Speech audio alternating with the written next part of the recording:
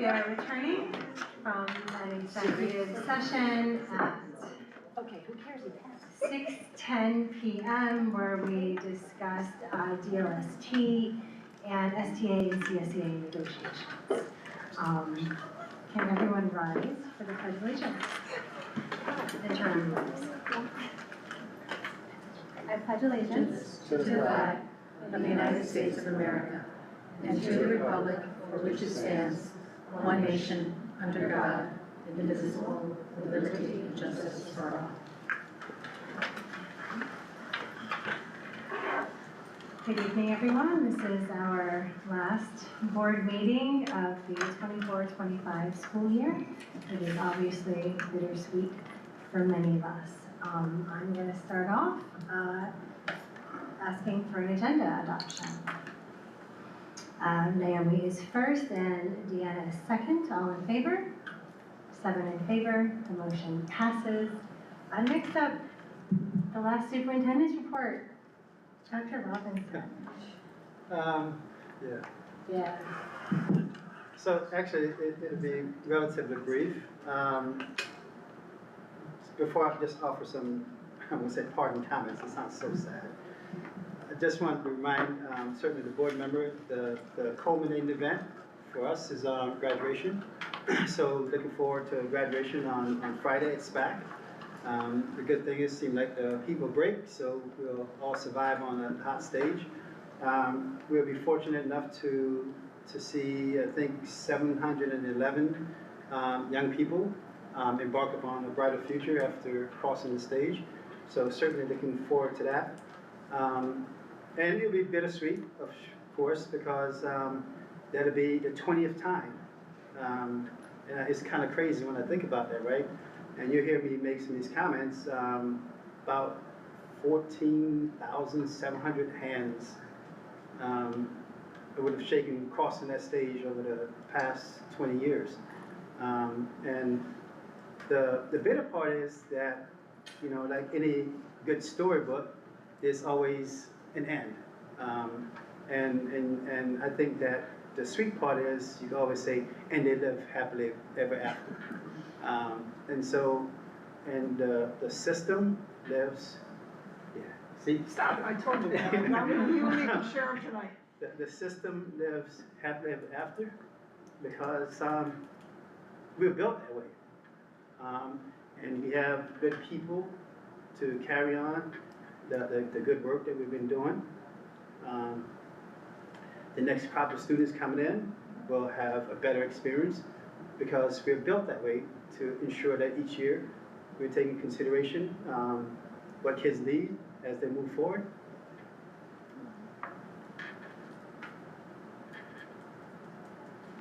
And yeah,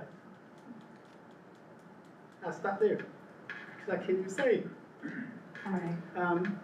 It's been a great experience. We're going to say some stuff ourselves, okay? And then maybe you'll have a chance Thanks. to say something else. I believe Naomi may have something to say for all of us. Sure. Yes, thank you. While I read this, could you please open the item that Tom is delivering to you? Thank you. Dr. Robinson.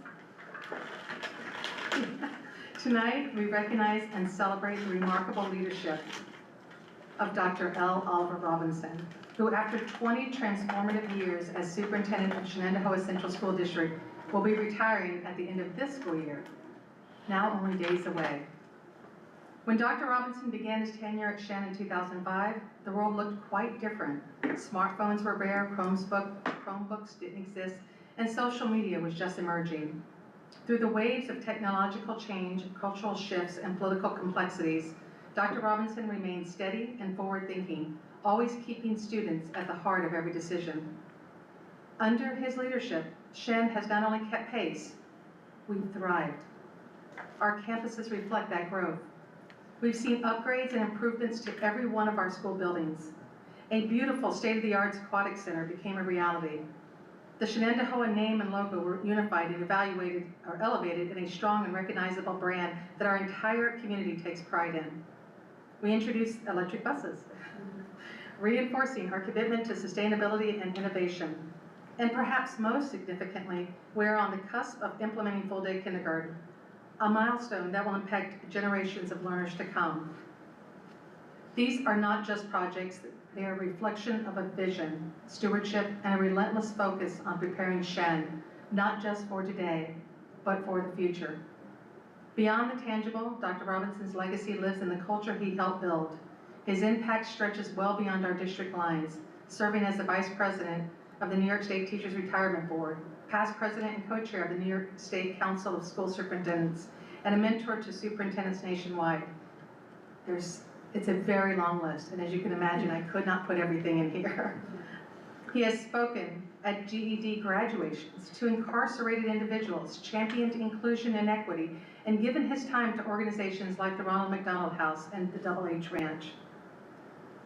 His dedication to education began humbly with a substitute teaching job that sparked a lifelong passion of supporting public education.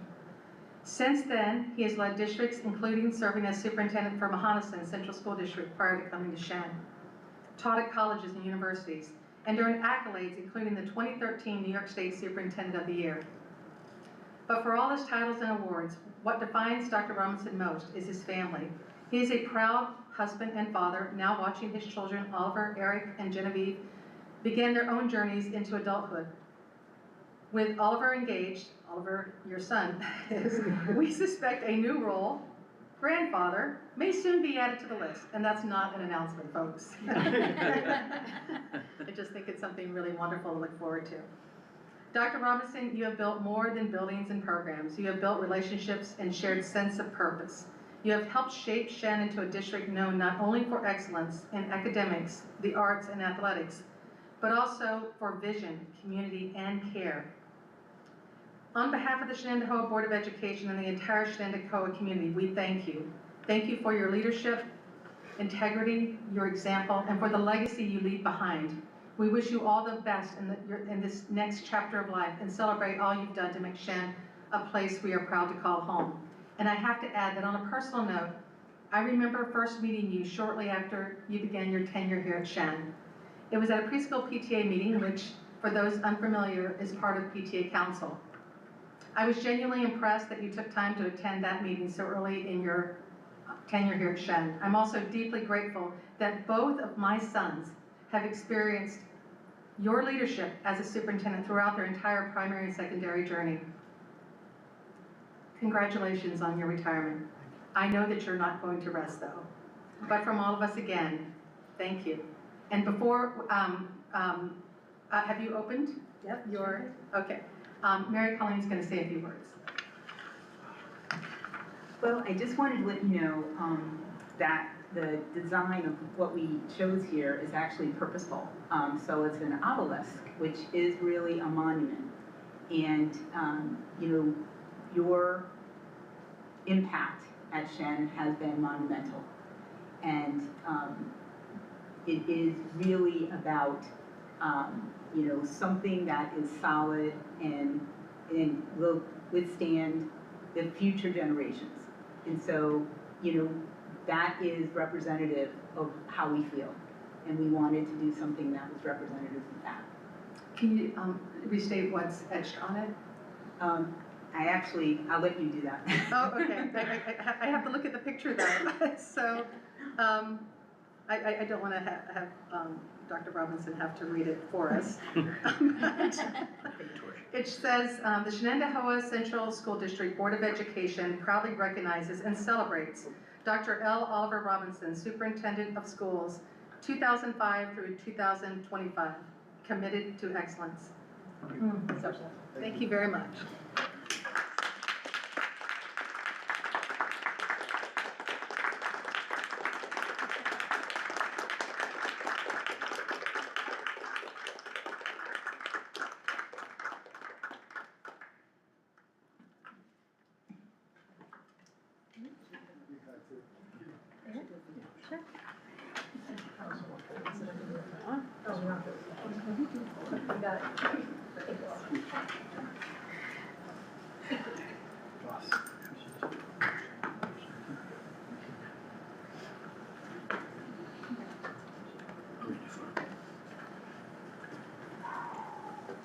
do a photo. We gotta get Sure. this. What's that recording? The longest.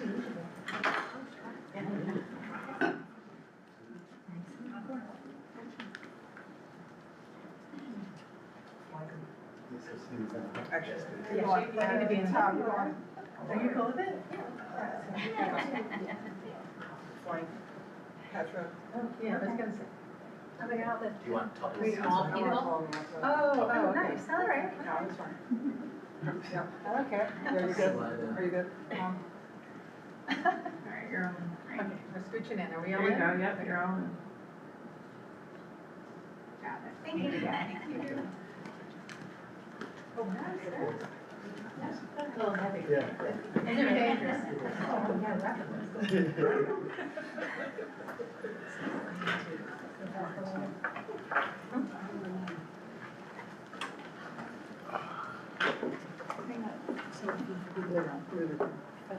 What?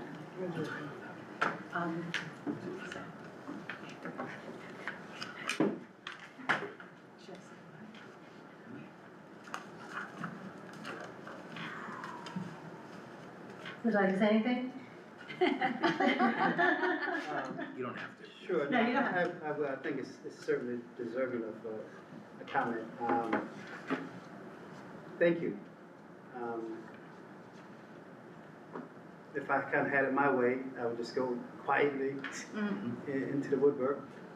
And while that's the case, I know that would be very selfish to do, because the work that we, and I emphasize we, have done should be celebrated by everyone, and certainly the people in this room. So I want to say thank you, and there's been a lot of awards received over the years, and it's not flattery when I say this is the most significant one, because it comes at a time where your words were most important, your acknowledgement, put a punctuation point on a 20-year odyssey. And as I've said, the last 20 years here at Shen, I grew up in this place. Came here as a wide-eyed 30-something, and even as a achy 50-something. So I really do. I hope that the board realizes the significance of your words and this presentation and Mayor Conley's description of the monument. And I do trust and hope and pray that the good work continues, and pray that it becomes better, because you have a lot of good people doing a lot of good work. And same support and more that you rendered to me, hopefully will be rendered to those to come. So thank you very much as a board, and certainly represent the community. Thank you very much. Thank you. Appreciate it. Thank you, sir. Oops.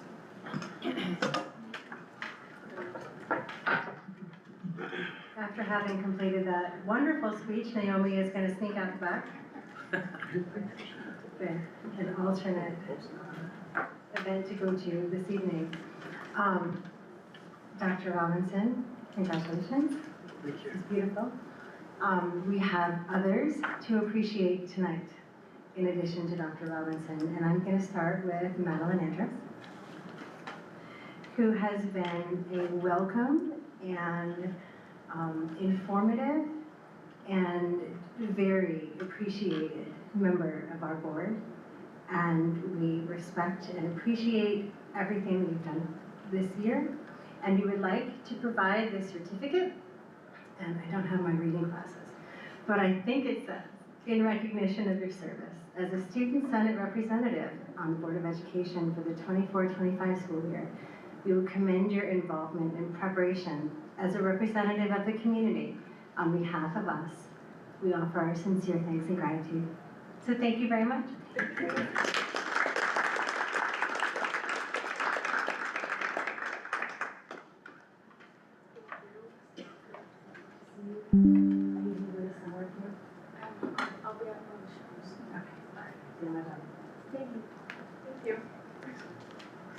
And then we have yet another individual to thank for his commitment to the board, albeit a mere 3 years. True. Tom Templeton, we really very much appreciate your service and your time, especially the last year as vice president. You've spent so much time and effort working toward the success of Shen, and it's been very appreciated. Thank you. I would like to read this, if you guys don't mind. An individual who served on the Board of Ed for the past 3 years, who has held the office of Vice President for 1 year, who has been a frequent and articulate representation of the Shen District with local government in various school and community committees. An individual who has exhibited a strong commitment to the pursuit of excellence for our students and staff. An individual who has been a strong advocate for innovative approaches to utilizing district and community resources. An individual to whom the graduates of Shenendehowa and their families will be forever indebted. Thank you so much, Tom.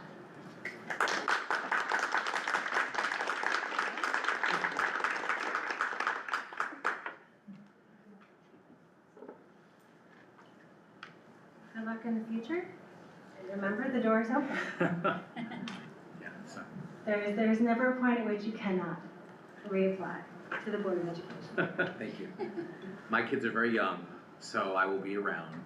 And I again, I want to say how grateful I am to all of you. I count each of you friends and hope that our relationship extends beyond this. Thank you. Thank you. Thank you very much. I hope you had a lovely summer. Thank you. Not going to meetings. Right.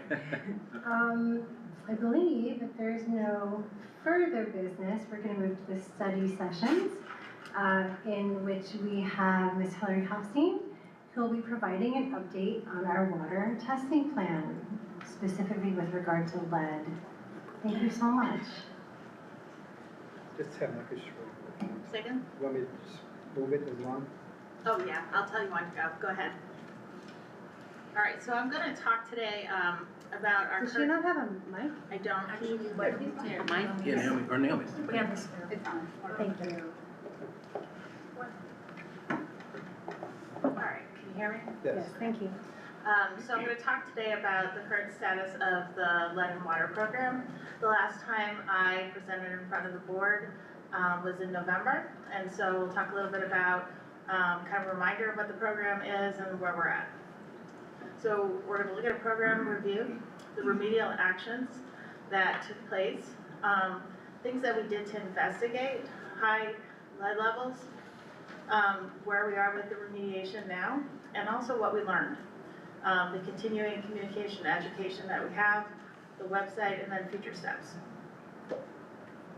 Okay, so just as a reminder, the lead in school drinking water program is part of a regulation that is overseen by the Department of Health. It requires school districts to test drinking water for lead and to take remedial action if lead levels are above 5 parts per billion.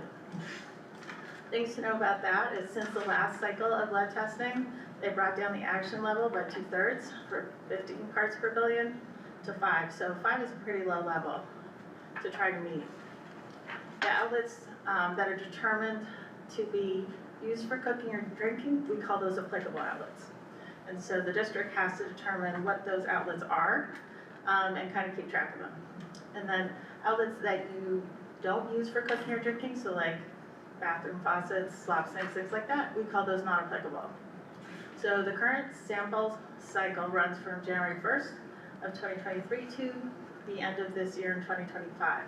So the action level, as I said, went down to 5 parts per billion. So let's look at kind of where we are right now.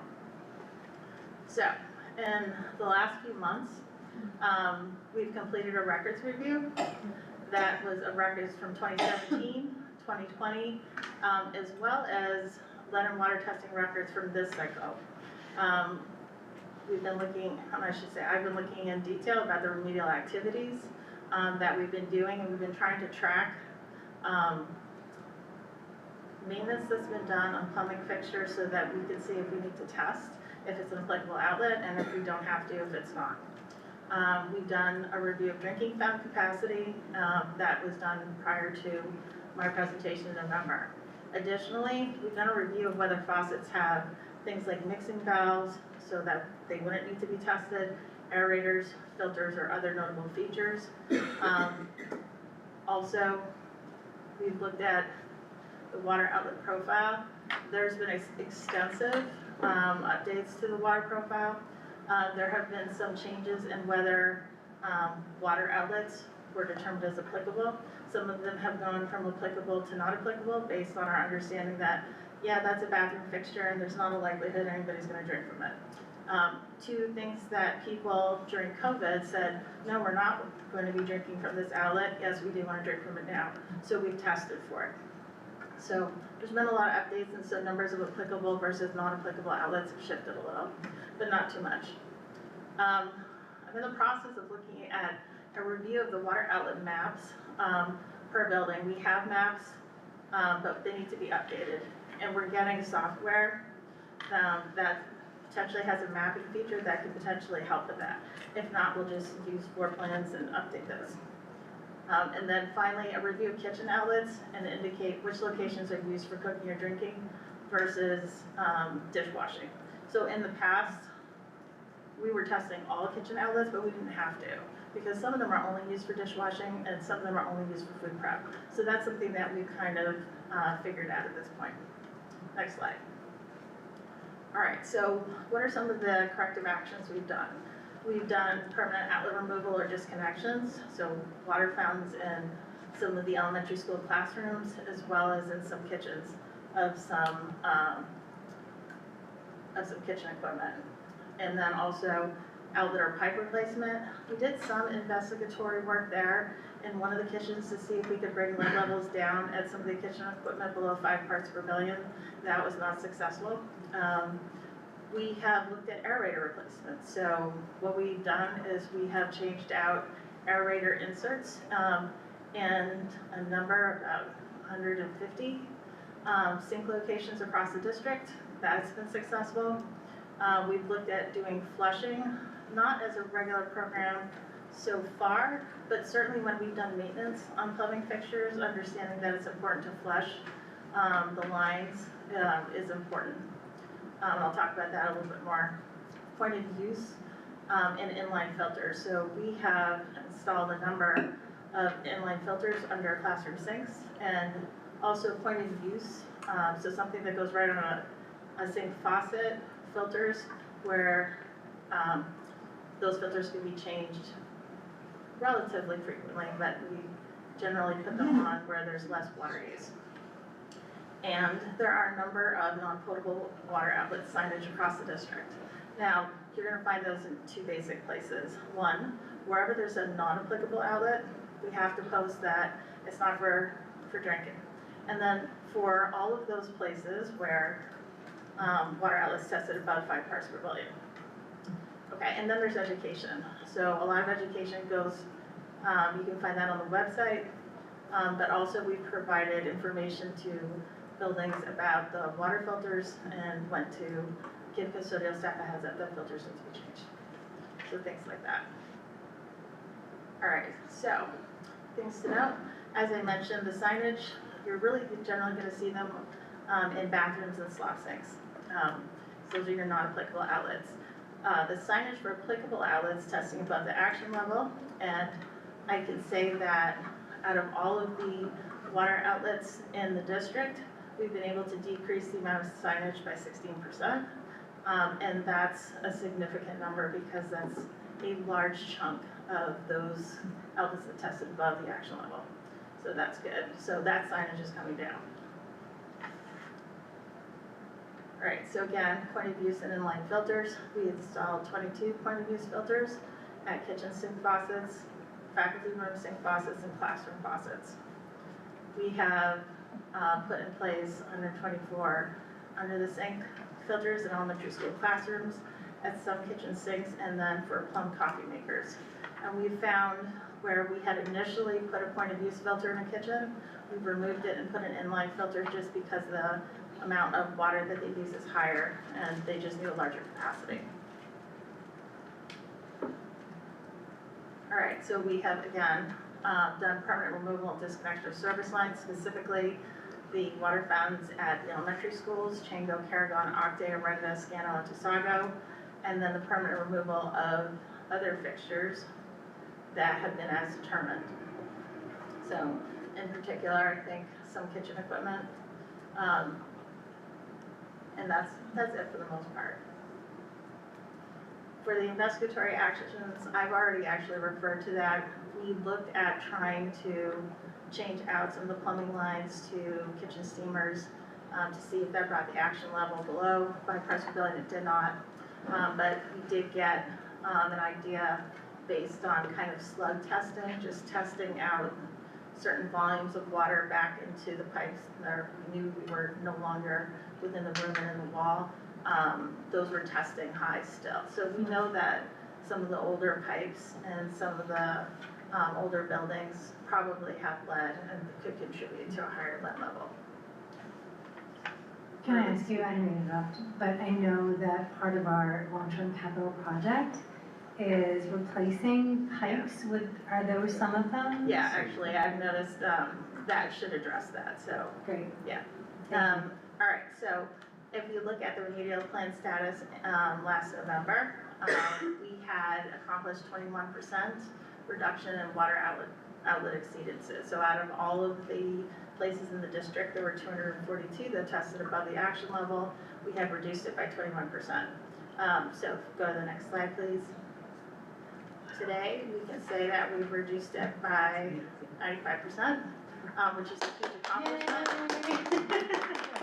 And I want to shout out the maintenance and operations staff for all of the work that they've done. So obviously, it was a team effort. Obviously, Barb was instrumental in this, as well as the maintenance team. And I really want to shout out the facilities staff, because what we needed to do was sit down sometimes and talk about, we've done sampling, why are we still testing high? We had to figure that out. So maintenance came through with, frankly, some really good ideas about how to get sprayer heads in the kitchens to actually test below 5 parts per billion. And I will say, I haven't seen that yet in a district. Those tend to test high. So I give them a lot of kudos for that. The other piece is the facilities and operations staff that kept the orders going, that made sure that maintenance had what they needed. This is really a job well done, so kudos to them. So in the end, what I will say is that we have 10 outlets that are testing above the action level at this time. 8 of those have been classified as non-applicable. They're in bathrooms. 2 of those, one of them is a kitchen kettle that's coming out in the end of this month or the beginning of July, and the other is a classroom sink faucet that tested above, where we put a inline filter in place and we changed out the aerator and it's still testing high. So it may be a question of actually having to change the plumbing fixture. And we found we've had success when we've had to do that. So that is where we're at, but really pleased with that progress. Let's talk a little bit about what we learned. So aerators are really important because what I found is when you go to a sink faucet, if the aerator hasn't been changed in a while, you're going to find sediment. And that sediment may have lead deposits, and so if water sits in there overnight, your lead levels may actually test high. So lesson learned, go home and change out your aerators. I would say on an annual basis or clean them out. I know I'm doing that. And then the other thing was the kitchen sprayer cleaning. We found that by soaking the kitchen spray heads, and these could have been brand new. Okay, we bought them, the spec sheet said that they're lead free. They were still testing about 5 parts per billion. Usually anywhere between 5 and 10. But we need them in the kitchens for food prep, and it's a problem. So maintenance determined when we were trying to figure out how to clean them, they use a cleaner that is particularly good at removing sediment, and they let it soak. We flushed it really well, and they're testing below now. And we've had success like 3 or 4 times. So I think we figured out that issue. I'm really happy about that. And then the other piece is we found in some of the older buildings, actually changing the filter, replacing the aerator. Sometimes the fixture being replaced was necessary actually to get below 5 parts per billion. And what I would also say, just as a take-home message, is we did sampling after running water for about a minute. And whenever we did that, lead levels were below 5 parts per billion. So that's a take-home message also, that when you're at home, let the water run until it feels cold, and then you know you're good, even if you haven't sampled your water. In terms of communication and education, we're looking to do periodic reminders for students and staff, have info sheets, announcements for planned testing and inspections, as well as website updates. Next slide. This is the lead testing results page. So periodically, after we do a run of sampling, I will send to communications an update and ask them to add to the link to the remediation plan, the new remediation plan with the notes on what was done at each outlet, as well as the lab test reports get posted to the site. So that has been updated since before last week. We got our last sampling results last Wednesday, and so although the remediation plan is almost done, we still have to get that posted to the website. And then the communication to HERDS, that's to the Department of Health, will also follow that. Next slide. All right, and then we're on to future steps. So number one is reimbursement. So the Department of Health is offering reimbursement for this lead in school drinking water cycle. So once I know that a building is complete within a HERDS, then we need to provide specifics as to the cost of remediation. Things like signage, cost of plumbing fixtures, as well as any engineering controls or other things that were put into place to try to bring down lead levels. And then the state will decide how much money we get back. Finalizing the written plan, like I said, we learned a lot of things, and so we can incorporate that into our processes and our procedures. And then we're looking at still monitoring the installation of new plumbing fixtures so that we know when to test, and developing a sampling plan for the next cycle. We're looking at periodic testing over the course of a year instead of doing all the testing at one time to kind of spread it out. And also looking at the development of the water profile for 5 Maxwell once those outlets come online. Okay, any questions? And that's all in a year, right? That was actually- That was. all that in a year. Yes, I would say it's Less since than a year. November, You're right. maybe October, so Yeah, a less than a lot of year. work was done in a Phenomenal, short period of time. phenomenal. Very well done. I can't even tell you how grateful I am. Yeah, I just wanted to say too, this is so forward-thinking, I keep saying that, but it really is. And it's a model for all of New York State, for really all schools. And it's just amazing to see those results. Yeah. And just with focused effort and expertise and you know, that collaboration with maintenance and grounds, it's an amazing thing. I'm so thrilled by it. It's very forward thinking. I agree, and I feel like you could teach the state a few things. Yes. But we don't Genuinely. want to rent her out yet. No, No, I no, learned a lot from them, I would say You're it's staying definitely with a us. partnership. I was thinking about Catherine's being Yeah, one of the. Exactly, and not to show how awesome we are, which would be a nice side effect, but also to help others, right? Yeah. Because there are so many school districts that are in this position. It's with a model older pipes for and- others. Yeah. Yeah, And the state has actually started to open up office hours for lead and water, and frankly, I think a tip for them will be to talk about the sprayer heads, because I know that's something that schools have struggled with, and I think Shen figured it out, so Right. that could be something that's helpful as And that's well. with the Department of Health, that's. Yeah. That would be, but also, I mean, there's school districts across the Yeah. state that'll be sitting in, and Yeah. there are other like health and safety organizations and partnerships that I'm a part of that can also benefit. That's great. I think this is also really instructive for the community. This was an issue that came up that was in the media. There was press on this. But it's to show that a district like this is gonna have issues, have problems, but that we have excellent personnel providing innovative solutions in less than a year to do this excellent work. And to So keep thank you. going, Right. and to keep it going. So I think that's really important, and I would hope that maybe there'd be a media piece on this part of it. Yeah. But we won't hold our breath. If there isn't, there should be. And a big shout out to Barb's team. Yeah, Barb, thank you exactly. so much. In the back, I know, they put in a lot of time as well. Oh, no, they're the reasons They're it, that. they're it. that They the figured it levels out. are- Yeah. And they brought a lot of expertise themselves, so that's great. We are so proud, thank you Alright. very much. Thanks. Thank you. Tough act to follow, Mr. Davis, I don't know, I'm gonna try.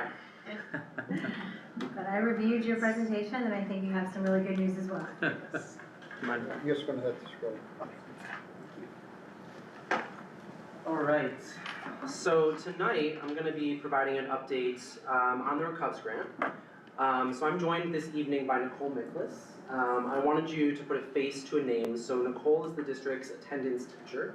And we were able to hire Nicole using seed funds from the Recovs grant. So in particular, I wanted you to know who Nicole is because Nicole's job involves driving all over the district and conducting home visits and meeting with families, specifically when there's a concern about a student's attendance.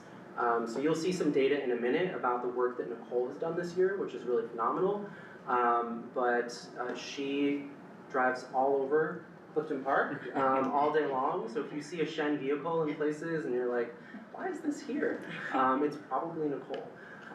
So with that, let's talk about the Recovs grant. So the Recovs grant was something that the district applied for over 2 years ago at this point, which seems crazy, but there was a long period during which the state had the application posted and then it got extended multiple times. We applied. We found out we got the grant around December of 2023, and then we were not able to officially implement the grant until closer to September of 2024, at the beginning of this school year. So the Recovs grant was initially pitched by the state as a recovery from COVID grant. There was both a mental health component and a learning loss component. So the district received the mental health piece of this grant. So the grant has 4 main purposes. The first is to expand student access to school-based mental health professionals. The second is to improve capacity for staff and students to identify mental health concerns. So professional development, and we actually brought on a new course for students in 6th grade that I'll talk about tonight. Implement evidence-based mental health interventions, and to ensure the long-term continuity of grant activities. So what have we done with the funds from this grant? So the first thing is we've hired 4 FTEs of staff. So Nicole, of course, is one of those people, but we also hired an elementary student support counselor. She couldn't be here tonight because she is about to have a baby, but she has a caseload of students across all 8 of our elementary buildings and is able to serve an important gap that we had as a system. So we had school counselors in each of those buildings and Saratoga Center for the Family in each of those buildings, but due to wait lists for Saratoga Center for the Family, we wanted to ensure that we had a tier 2 intervention to offer at the elementary level, similar to what we already offer at the middle school and high school level. So that's been a huge success this year. We also were able to hire a 6th grade health teacher, and I'll show some data from that course this year, but the vast majority of our 6th graders were able to engage in that course this year, and the focus of that course is the transition to middle school, social emotional learning, and mental wellness. And recently, back in March, we hired our final piece of the Recovs puzzle, which is a teacher aide who runs the Alternative to Suspension program. So this was an interesting thing to try to get started. So we had a really hard time finding space, and then one day, thank you Barb, we came across a space at High School West, and Barb renovated it in the fastest time I've ever seen.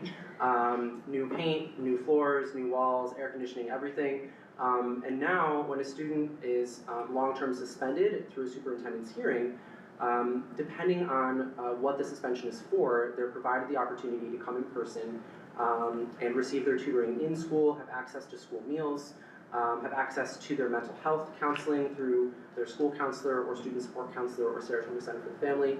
And they also have that aide who's present to really keep them on track, to ensure they're meeting their goals, getting their work done, and that when they do come back to school after their suspension has concluded, that it's a much more positive transition for that student.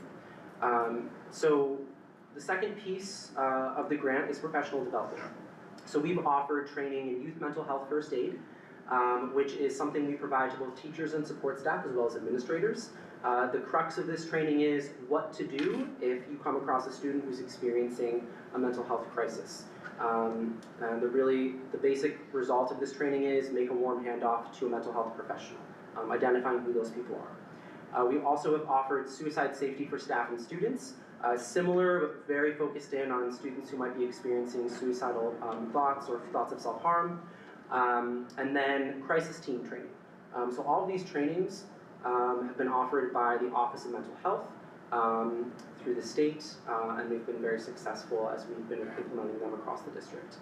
And the third part of the grant, which we were able to add because we had some unencumbered funds, are two new clubs that are operating at the high school. So the first is NAMI, the National Alliance on Mental Illness. So a group of students actually approached us about starting this club. They had heard about it through their religious organization. This club is not religious in any way, but that's where they heard about it originally. So we found advisors, and this club is now operating at the high school. The goal of the club is to raise awareness of mental health issues. And the second new club is Sources of Strength, and this club is really focused on suicide prevention and education. So this is a strong curriculum. It's a partnership with Captain and the Captains that Becky has been spearheading. And this is kind of the planning year, and then next year the club will be in full force and offering some training to students and staff. I'm going to try to make this a little smaller so we can see everything. So just a couple important numbers here that I wanted to share about the work that we've done with the RECUBS grant. So our new K-5 student support counselor is currently serving 36 students across the 8 elementary buildings. And if she wasn't split between 8 buildings, she could probably serve a lot more students. But we're so excited that we have this available. And we've made her schedule so that she's not traveling all across the district multiple times a day. But she has a full caseload at this point. The grant required us to review and update district policies related to mental wellness and social emotional learning, and we've done 8 policy reviews and updates through the standard policy review cycle. We have 13 students who thus far have been served by the Alternative to Suspension program. Sometimes students are in that program for a week, sometimes they're in it for several months. It really just depends on the student and their specific situation. 6th grade health has reached over 600 students at the Tri-Building, and next year we'll reach even more students. We've been able to work the master schedule out in such a way that there will be fewer students who are not able to access this course. Each student who takes that course completes 28 lessons in mental wellness, led by their teacher, Sarah Kroenke, who is absolutely phenomenal. Nicole has completed 625 home visits this year in 180 some odd days, which I think is pretty impressive. So she is all over the district, and part of what Nicole's able to do is if she arrives at a home visit and there's a student there who can come to school, she's able to, in some circumstances, transport that student to school to make sure they do get to school that day. We have had 74 staff receive training in our mental health initiatives, and we have 25 students currently participating in the clubs I mentioned previously, and they have held multiple events throughout the school year. So, a little bit of a deeper dive into the attendance data. So the overall change in average rate of absenteeism between the 23-24 school year and this year, we saw a decrease of 2 percentage points. I want to emphasize 2 percentage points, not 2%. So that's actually a pretty big drop year over year, and a lot of that impact is a result of the work that Nicole's doing, but also the different way we're approaching attendance interventions since Nicole has really come on board just as a district. over half the students that Nicole's working with have maintained or improved their attendance year over year. And that number might seem a little low when you look at it on its face, but consider the fact that students don't get to Nicole unless they're really struggling with their attendance. So for a student to improve year over year, maybe they've only worked with Nicole for part of the year, so that has been a huge impact as well. Students who've received a home visit saw an average decrease in their percent of days absent from school of 1.5 percentage points, which translates to somewhere in the range of 3 additional days attended in school per student. And that's how we get to this last statistic. We calculated that the interventions that we've done with attendance this year have contributed to an aggregate increase of 575 additional school days attended for the students who are on Nicole's caseload, which is really exciting. So attendance interventions work. I do not want to take all the credit for running these numbers. I had a lot of help from a data analytics platform because otherwise the spreadsheet just had too many cells, but we're really excited that Nicole's here and doing this work with kids. So where are we going from here?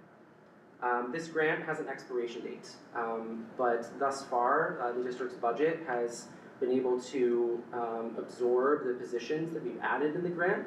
And we're looking to continue these positions going forward. We're looking to provide continued professional development to staff to improve mental health literacy across the district. So a lot of those trainings offered by the Office of Mental Health are actually free of charge to the district through another grant that we have access to. So those will not necessarily end when the RECOVES grant does. We're continuing to expand access to the 6th grade health course to ensure that all or almost all students can take the course. We're continuing to look at the use of the Alternative to Suspension program to meet unique student needs. And we're continuing to offer expanded access to Student Support Counselor and Saratoga Center for the Family Services. One of the very few expansions in next year's budget was, I believe, a half FTE of additional support for Saratoga Center for the Family, which just speaks to the demand for those services from students and families. And lastly, as it relates to intervention, we had a really successful year with attendance intervention. We want to capitalize on those successes. Nicole has some great ideas moving forward to celebrate positive student growth through student recognition programs. We're looking to start Tier 2 attendance intervention and mentoring groups at our elementary schools. We already have one in operation at Chattacon. Nicole's looking to start another one at Orangen, and we're hoping to expand that across the district. One proven, data-driven fact about attendance intervention is that if a student has a go-to adult at school with whom they have a positive relationship, they are more likely to come to school. And lastly, we're looking to provide training to all of our attendance clerks to ensure there's consistent application of attendance interventions across all schools.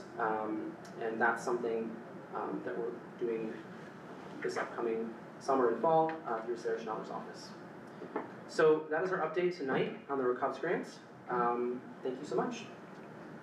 Great job, Matt.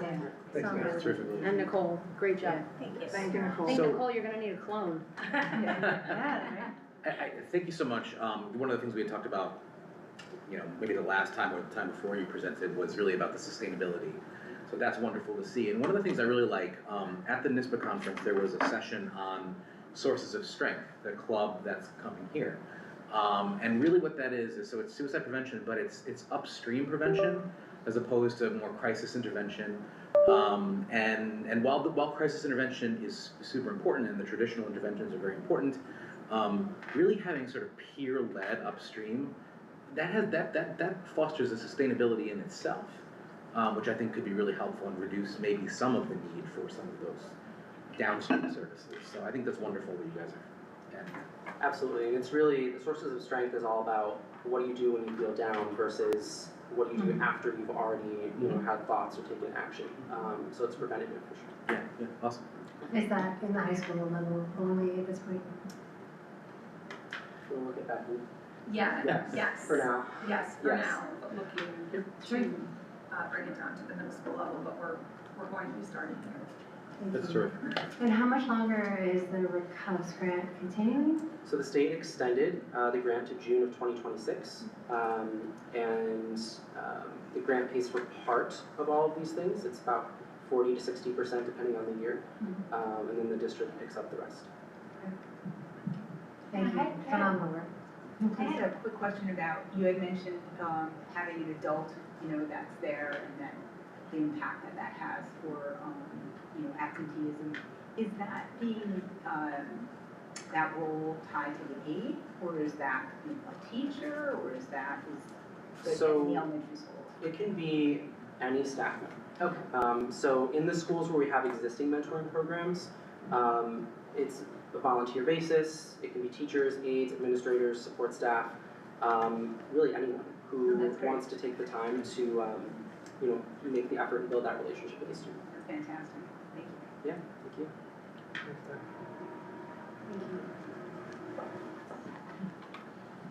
Thank you, Nicole, for listening. Thank you. Thank you. Patrick, before you go on, just want to mention, for NISBA this year,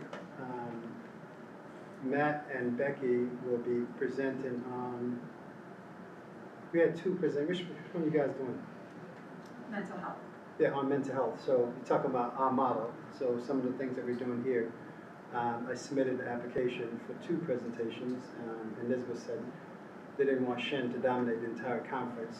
So we had to choose one, so they'll be presenting one of those days at a conference, so it's kind of neat. And where is this year? New York City. Again. Yeah, back in New York in October. Yeah. Yeah. So again, just want to point it out, because so the following year we'll have Hillary, That's right, presenting someplace else. voluntold, Yeah, volunteer. right? Right. Honestly, between Hillary and Matt, that was just fantastic. Great news. I'm filled with such joy and appreciation for how much you guys take care of our children. Thank you so much. See, that's why I want another one. And next up, I believe we have Deanna Stevenson reporting on some, I'm assuming, fantastic work. Here's the funny part. I always look at the blue lights, right? I always look at the blue highlight, never even notice. Hey, hey! Congratulations. But here we go. Yeah, so just some sound bites on the foundation.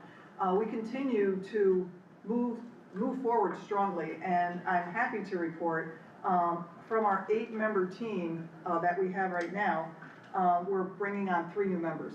So Patrice Kane, who has been very involved in PTA for years, is coming aboard, so really happy about that. Britt Gersey, who's past president of PTA Council, been in PTA for years, and I'm over the moon for her. And Todd Kerner, who's been in the community, parents taught here at Shen, and alum, so he'll be joining on. So our 8-member will become an 11-member board. Really, really excited about it, so we're gonna continue to move things forward. We have continued to fund, been in the background of many initiatives, one being the 75th that just happened, right? We're the backbone of that, we're the backbone funding, we're the restricted fund, we house the money. Backpack, continue to fund that and all the different avenues that, the revenue streams coming into that, we house that thanks to Becky and working with Beth Miles and the grants that we get. You're doing great work there, Mila. I know we can always do more, so we'll continue to push that ahead.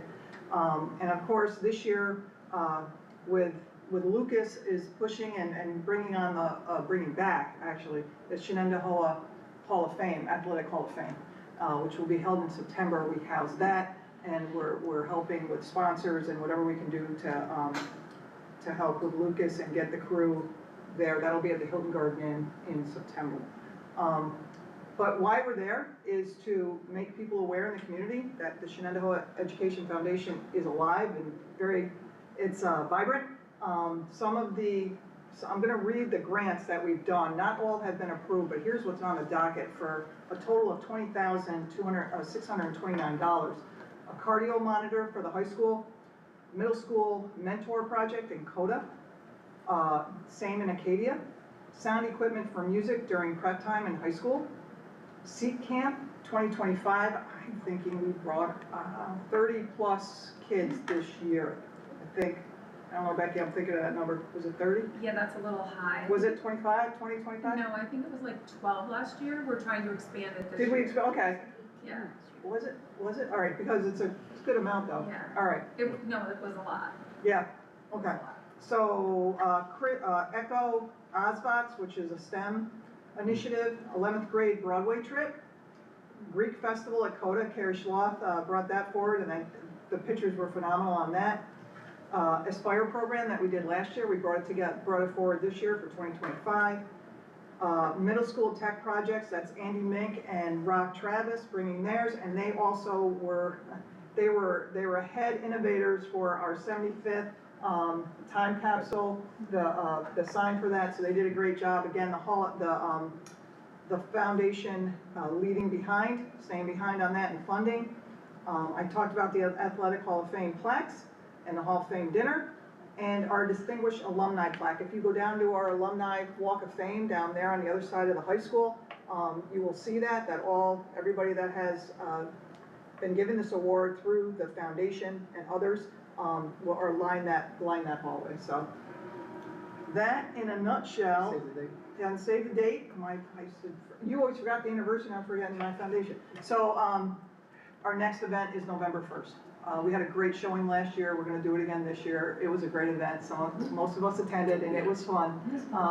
So we'll think of we'll add one new fun thing a year.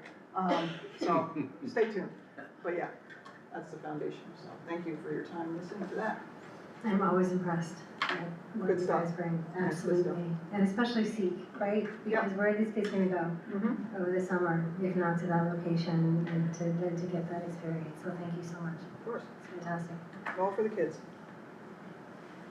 I believe I'm up next. So we have yearly NISBA, is the Association of School Boards that often advocates on behalf of the school boards in a political venue. And every year they solicit requests from each of the school boards in the state for particular areas of interest that we would like to see advocated for at the state level. And last year we advocated for and were approved for a very particular pre-K funding resolution, and I believe we're going to be advocating for that again, because even though it's a fantastic idea and it makes so much sense, it was not approved in this year's legislative budget. Although other things were, like the lunch every day, which I know that the Senate and all our students advocated for, so good job on that. So all of the proposed resolutions are due July 18th, and I know we're going to renew that, I believe, hopefully with everyone's approval, because it's what we did last year. If there's anything else that you would like to bring to the table, or if there's something that the community wishes for us to advocate strongly on, we are open to suggestion. And again, we have the opportunity to turn something in on or before July 18th, and it will get voted on by a body of representatives from each of the school boards in the state. And I believe it's a 51-49%, and if it gets above 50%, then NISBA will be advocating for it in the next legislative session. So if you have anything, let me know. And if not, then we are likely going to go ahead with re-advocating for our pre-K funding that we did last year. Did you want to say anything about that? Or? Okay, thank you on that. Next up, we have our first reading, very exciting first reading for our state-mandated cell phone ban. Yes, so tonight I'm presenting the new policy that we have, which is policy 7318, the use of internet-enabled devices during the school day. This is brand new, and as it states in the memo, it's a requirement by Ed Law Section 2803, which must be in effect starting August 1st of this school year. So we reviewed the draft, we sent this to the policy review committee. We definitely did things a little bit more creative due to the timing of when we received this and how fast we had to turn this around. We got feedback from many stakeholders as part of policy review and developed the policy that you see in front of you tonight that we're presenting for first reading. One of the things that I do want to also point out that throughout this process, we have also sent out surveys to parents, students, and staff to elicit feedback in regards to the new policy. And we have received a lot of feedback, a lot of surveys, a lot of interest, and we have started to analyze the data and are gonna start looking at the data to help formulate the regulation moving forward. And actually have started working with the high school administration to see how maybe we can look to pilot aspects throughout the summer to try to work some things out before the start of the school year. And I do want to point out that this year, the district K through 12 really has definitely implemented a lot of this already.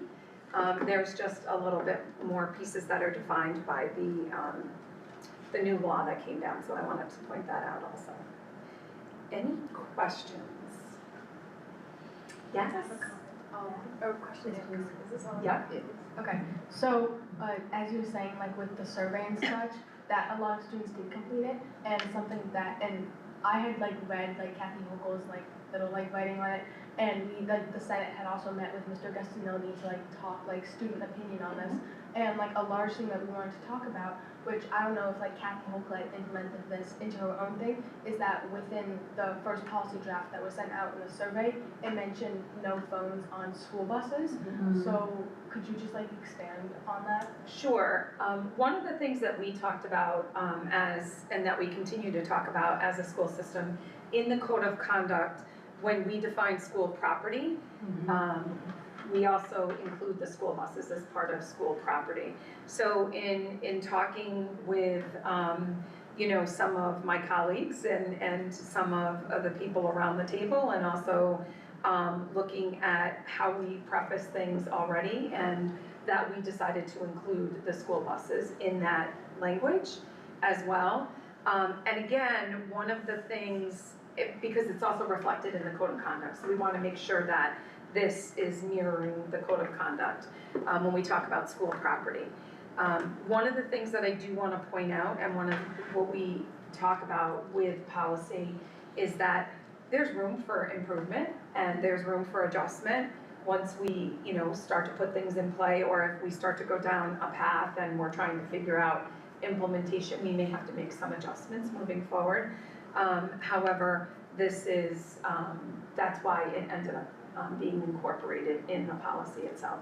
Does that make sense? Does that answer your question? Yeah, that makes sense. And I do want to thank you guys for participating, and I know Mr. Gastinoni did meet with students also, even on top of surveying, and really, correct me if I'm wrong, trying to get really a lot of different perspectives from students from all different levels and you know, different backgrounds to elicit feedback of some of the things and some of the considerations that we can look at moving forward. That answers the question, thank you. You're welcome. I have a quick question. So some districts in the area have done this sort of preemptively prior to Governor Hochul's mandate. I can only imagine there's been discussions with those schools as to like lessons learned at this point.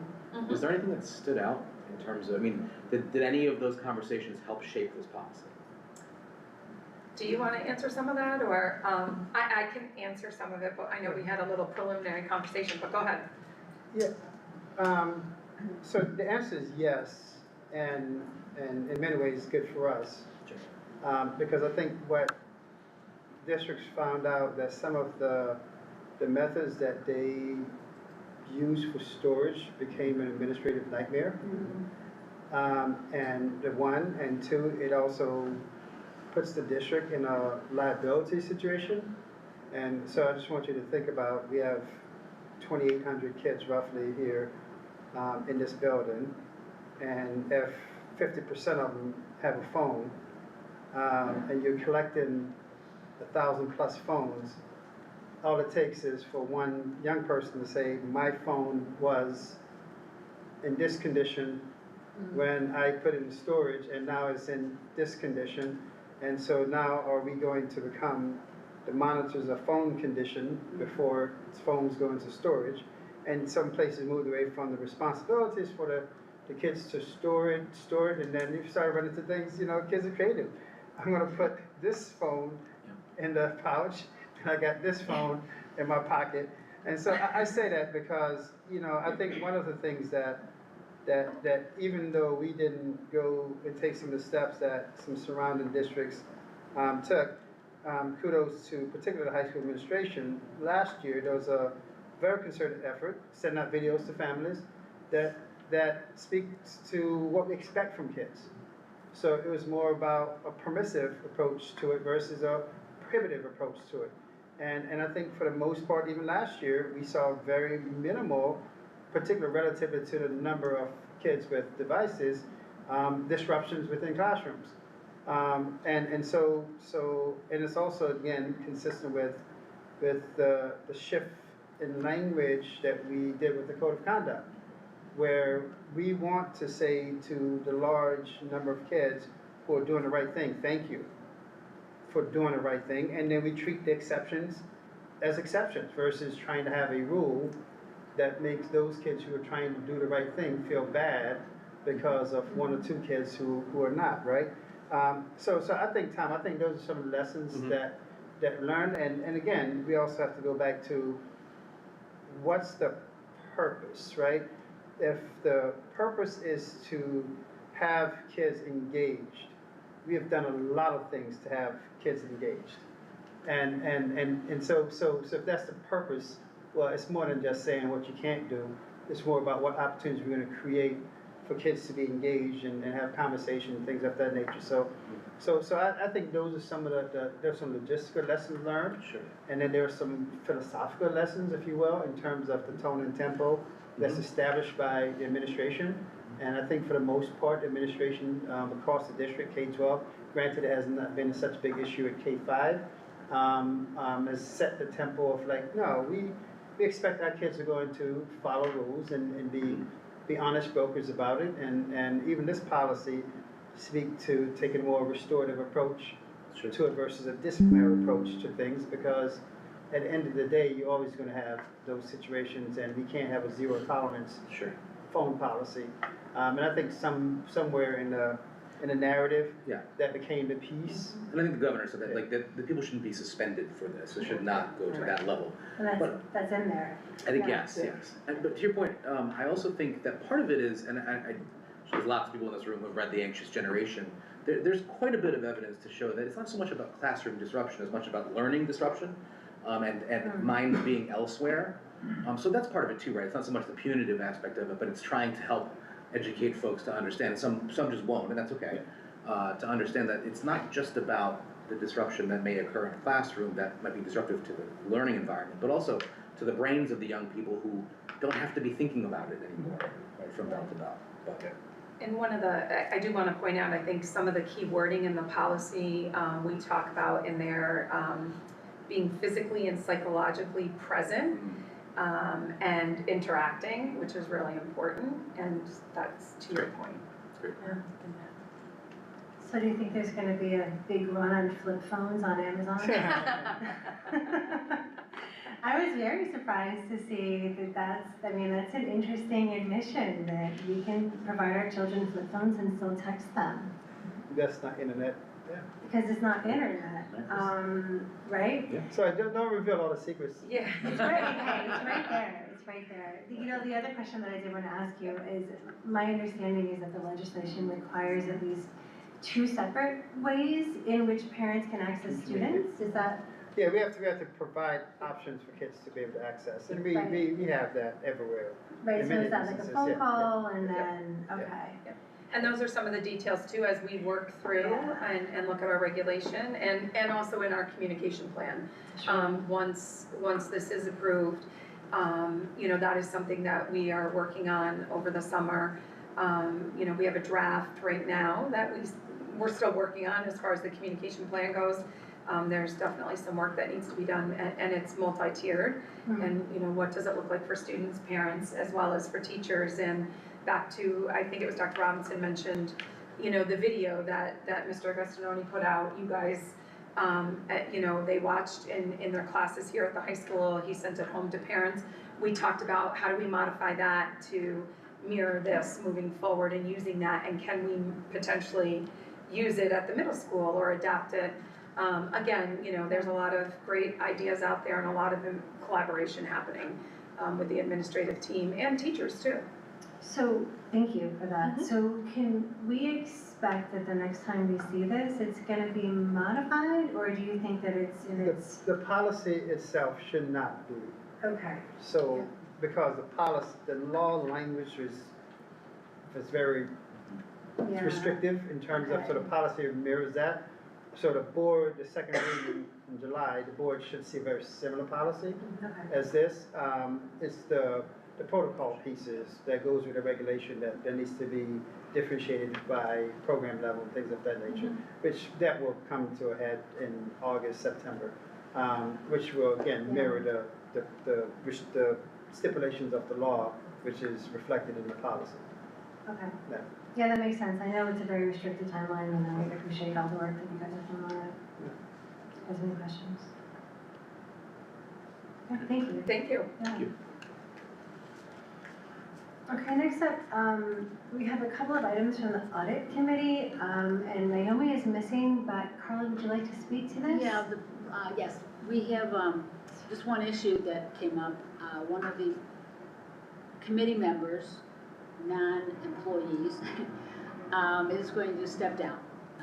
Lauren Dabrowski has chosen to step down. And wish her a lot of happiness and thank you for her 8 years. But we still meet the regulation of the state. State education law says we have to have 3 people, and we had 4. So we still are meeting that regulation. If it comes up later, maybe the administration would want to add another person, then we'll come back to the board and decide how we want to do that. So we're meeting it right now, we're okay with that, and we should be able to move forward without any issue. Okay, thank you. Did she step down immediately, or is Yes, that? she's off now. End of the She's year, off. yeah. Okay, great. Okay, yeah, thank you for her service. I think she was on for quite some time, actually, so I appreciate it. Yeah, 8 years. Thank you, Carla. Would you like to say anything about the minutes of the report, or? No, there were no changes, everything was as written, nobody was upset about anything, thank goodness. That's what I like to hear. Yeah, it's the end, it's, the end of the year, so everything kind of tied itself up. Correct. Okay, I'm gonna do this as 2 separate things. Can I have a motion to approve the audit committee meeting for 6/9/25, please? Tom is first, Mary Collins is second, all in favor? We have 6 in favor, motion carries, and the next up we have claims audit committee report. Can I have a motion to approve that? Deanna is first, Augusta is second, all in favor? 6 in favor, motion passes, thank you. We are officially in the action items section of our program. We have the approval of the updated compensation of the color guard. Would you like to speak about that? If there are questions, pretty straightforward. They, I believe, did fantastic at, not national, but Yeah, international. The Royal Guard, I think that's what they call it. Correct. So we are providing them an extra $500 to do what they do best, which is amazing and being excellent advocates for Shen. Can I have a motion to approve the updated compensation? Tom is first and Carla is second. All in favor? 6 in favor. Great. Motion passes. We have a contract renewal for Triad Group. I don't have my computer, so I must admit I've forgotten what that is. Yes, so, tries that disability. Self-insurance, carrier, workers' yeah. compensation, very important Yeah. stuff, and I believe this is a renewal because we're happy with them. Yeah. Great, can I have a motion to approve the workers' compensation Triad Group? Augusta is first, Deanna is second, all in favor? 6 in favor, motion passes, thank you. Next up is a NERIC purchase, and I believe this is for Gemini licenses. I really like Gemini, yeah. Yeah, so this is part of our, going into the AI world. Mhm. It's just a software license, so we'll be playing with that quite a bit. We have been already, Great. but expand the capacity moving forward. Okay, sounds good. Can I have a motion to approve the NERIC agreement? Mary Colleen is first, Augusta is second, all in favor? 6 in favor, motion passes. Next up, we have the staffing recommendations. Good afternoon, Ms. Jay. Hello. So in front of you have the staffing agenda. The majority of this is related to summer work. And I do want to bring your attention to other items where we do have the non-representative benefit books for our desk group, DLST, and M&C group that will need to be approved for the upcoming year. Any questions or comments on that? Can I have a motion to approve the staffing recommendations, including the DLST and DAS and Yes. Management Confidential. And Management Confidential? Augusta is first, Tom is second, all in favor? You doing ESY separate as well, or is this included? I think it's all together. It was all included. I just want to in make sure this. for Vanessa's purposes that both are included, okay. Yeah, okay, 6 in favor. Thank you so much, motion passes. Thank you. Thank you very much. Next up, we have, for the good of the order, let me first invite Maddie as well as our Senate reps, the Senate rep. If you would like to say anything toward the end of the year. Maddie? Yeah? Okay. So currently we are sorting through all the applications for our committee heads for next year, and by this time next week, we will know our new student BOE rep, and Maddie will train them well. And speaking of, Maddie is also a new Senate BOE rep, so she will be in my position next year. So I'm super excited for her. We are also starting to plan for the Spirit Rally and Homecoming Dance. And again, committee members will be confirmed after we pick the committee heads. So we're thinking of themes and decorations just to prepare for next year. And I promise the pickleball tournament will happen. I keep saying that, you know, I'm starting to feel. It's at 5:30 a.m. I will make it a priority. And really excited Count about me in, friend, count me in. Okay, really excited about the approval for color guard. You know, practice starts next week, getting back in the grind. That's right, I think I saw you there. Yeah, and well, I've had a blast coming to these meetings this year, and I learned about all these things I would have otherwise never learned about. And as a new Senate president, I am very confident the next year's Senate reps will do the same as me. Congratulations. That's huge. Oh my gosh, on your election, you absolutely deserve it. Thank you so much. Come and visit. I'll go next, guys. Okay. I'd just like to thank you guys again for my work, and I really enjoyed being here and listening to meetings and adding my input. As I mentioned before, you know, the Senate and a group of students had met with Mr. Gustinoni to just discuss the policy and share his ideas and our ideas. And he talked about further meeting to discuss more. Also, the regions have been happening. And then, as I discussed at a previous meeting with the PTSA, the CETA grant, to then have certain students, which was me, and then a couple of other Senate students go into the PTSA meeting, and as well as health classrooms, and share our opinions and our experiences with positives on social media. And within this, we had a contest sort of thing where different students could put in what is the kindest thing you can say. And one of the winners from the sophomore class is here, and he can introduce himself, but to share what he submitted and that he won. Oh, absolutely, please. Come forward. I'll introduce you. Thank you, Maddie. Come on, don't be shy. All right. Earlier this school year, our modest parent-teacher student association seized on the opportunity to apply for a grant from the National PTA Partnership with TikTok. Many of you may be unfamiliar with the difficulties of raising funds for any of the programs or events that we try to host in our school year. So it was good fortune to receive this grant in the amount of $3,000. The purpose of the grant was to emphasize the positive effects that social media can have on students. So your phone is really good sometimes, not always in a bad way. After fulfilling certain stipulations to receive the funds, funds that will help us sponsor events for each of the grade levels, assist the environmental club. We purchase supplies for the maple syrup tapping and production, if anyone's got a taste of that. Good job. And celebrate the high school faculty and staff. With the remaining funds, the PTSA was able to sponsor a kind message contest. One winner was selected from each grade level, and they received $50 cash prize from us. So, if I pronounce your name wrong, I apologize. Abdul Rami, he was our 10th grade winner. So congratulations, and then the council also is giving you this. Okay, so congratulations once again.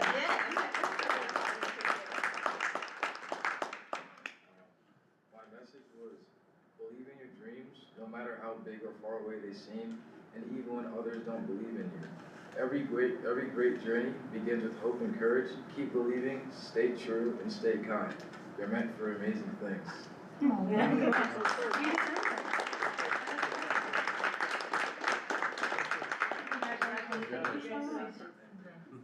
Oh, and you stayed this whole time. I didn't even know you guys were here. Thank you again. Thanks, man. It's awesome. Okay, for the good of the order, does anyone have anything they would like to share? Yes, ma'am. I'll finish this up, my friend, right? My turn. A letter to Dr. Robinson, dear partner in progress. It has been an honor, I'm not going to get through this. It has been an honor and a privilege to stand with you in support of, in several capacities over the last 17 years. We have celebrated you as a leader whose vision, integrity, and unwavering commitment have shaped not just a school district, but a generation. Dr. Robinson, your legacy is not just measured in years, but there have been many, but in lives. In every student who dared to dream because you believed in creating a system where dreams were nurtured. In every teacher and district leader who felt supported, empowered, and heard under your leadership. In every parent who entrusted their child's education to a district that under your guidance became more than a place of learning. It became a North Star. You have weathered storms, embraced innovation, and led with both courage and compassion. Whether it was navigating tough budget decisions, advocating for underserved students, or simply showing up, day in, day out, night after night, with a smile, your presence made us all believe in the power of education and the strength of community. You didn't just sit at the head of the table. You reminded us that leadership is about showing up, not just in moments of triumph, but especially in moments of challenge. Tonight, we celebrate not just the professional achievements, though there are so many, but the heart behind them, the steady hand, the listening ear, the mentor, the champion, the friend. On behalf of every student whose life has been changed, every teacher who felt seen, and every colleague inspired by your example, thank you. Thank you for your service, your sacrifice, your steadfast belief in the power of public education to change lives. Your chapter as superintendent here at Shen may be ending, but your story in this community is far from over. You leave us not just with policies or programs, but with a legacy, one that will continue to echo in classrooms, corridors, and our community for years to come. Our deepest gratitude, we honor you.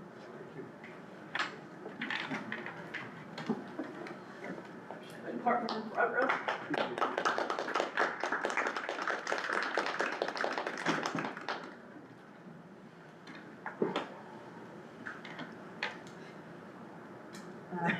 Thank you. It's hard Sorry, to I follow that. had to do it. Okay, Yeah, I'm good. all right. Anyone else like to say anything? I want to say thank you, Dr. Robinson, for helping us, and you've always been there, right? 3 a.m. you're there. And I just, I think your legacy truly is that every child at Shen feels safe here. And you can't say that for every district in New York State. You may not be able to say that for every district in Capital District, right? And that is what I appreciate most about you, is that whatever else you have always kept the children top in mind, and you've always kept every child as safe as you could. And I very much appreciate that, personally and professionally. Appreciate you. Yes, sir. I want to say on a personal note, it's been a privilege and a lot of fun being president. I don't know if I'm going to do it again next year, that's up to you. But I want to say thank you for allowing me the opportunity. It's been great. And I just want to do my best for the school, and in whatever capacity that ends up being, that's what I want to do. So thank you. Would anyone else have anything else to say? Oh, it's so bittersweet ending this. Man, that's So we have tough. graduation coming. Yes, sir. It's gonna be a lovely, apparently temperate day. It's supposed to be in the 70s. 70s and Overcast. cloudy, it's the best we could possibly expect. All right, thank you all for a fantastic 2024-25 season. Thank you, Dr. Robinson, for everything. And I will entertain a motion to adjourn. Tom is first, Carla is second. All in favor? All right. Yes, ma'am, 7 in favor, motion passes. Thank you. Microphone's off? Yeah. Yeah.